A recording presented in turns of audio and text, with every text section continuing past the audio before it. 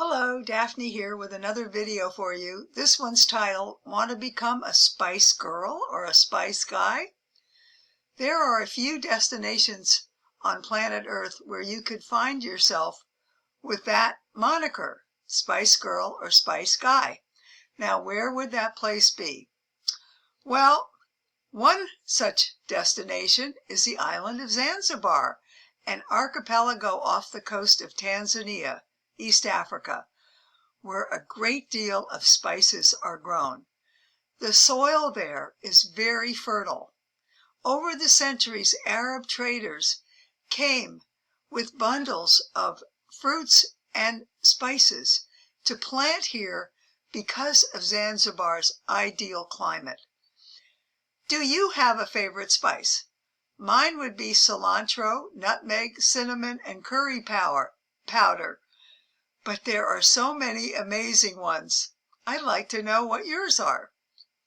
Curiosity had me searching for the most expensive spice in the world. That would be saffron. Saffron will fetch between $2,000 and $3,000 for a mere 2 pounds. That's all. But there are many a gourmet cook who uses saffron to the delight of its customers. Oh, I just think this island is so pretty with its spice plantations.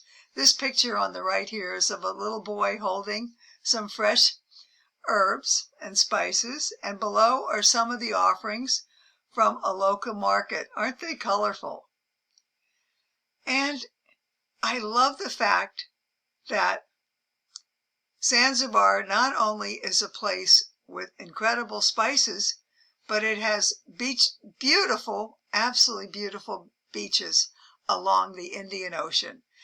But before we go there, I'll show you first. Here's a picture of one of their beaches. It's absolutely stunning, isn't it? But let's just finish up with the spice theme for a minute. Did you know India produces the most variety of spices? With more than 50 spices, it is the largest exporter of spices in the world. Apparently, cumin, believe it or not, is the most popular spice in the world. Now that I would never have guessed. That is a big surprise.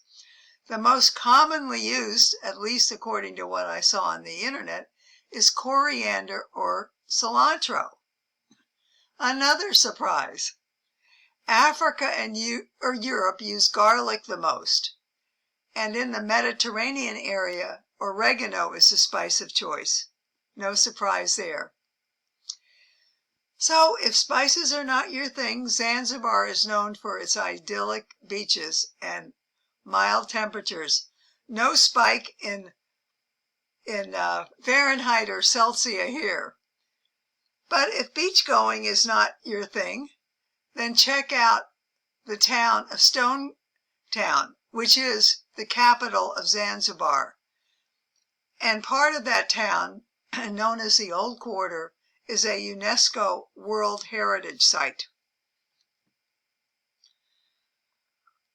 Where did Stone Town get its name?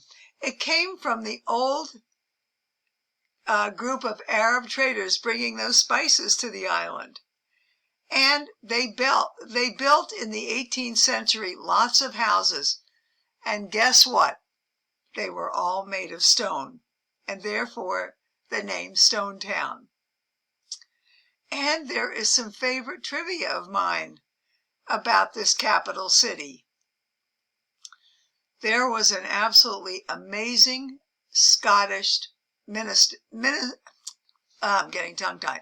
missionary named David Livingstone, who spent some time here in Stone Town. He was one of the most courageous and intrepid African missionaries ever to step foot on this continent. He did his missionary work in the 1800s, at a time when so little was known about Africa. So little was known about the incredible amount of wild animals that made their home there. And yet he trekked all over this county, all over this country, spreading Christian ministry to the local people. You may recall as well that he came across some absolutely magnificent falls, which he named Victoria Falls after his beloved Queen Victoria.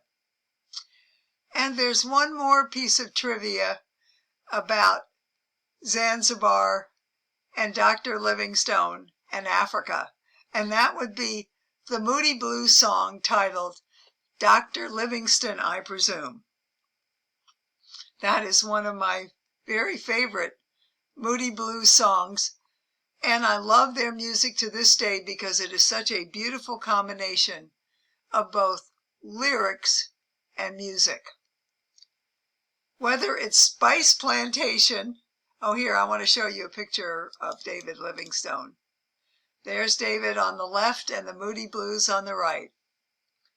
So before leaving this idyllic corner of the world, just remember that this is one of the lesser traveled places where you can get away from it all. And another wonderful, wonderful aspect about Zanzibar is that the tourists welcome with open arms tourists that choose to come to their island. Nothing nicer than having friendly locals to make your trip just that much nicer. So, my friends, that is a little bit about Zanzibar, a very, very interesting, spicy island in the middle of the Indian Ocean for you to enjoy. And just remember, the only trip you'll regret is the one you don't take.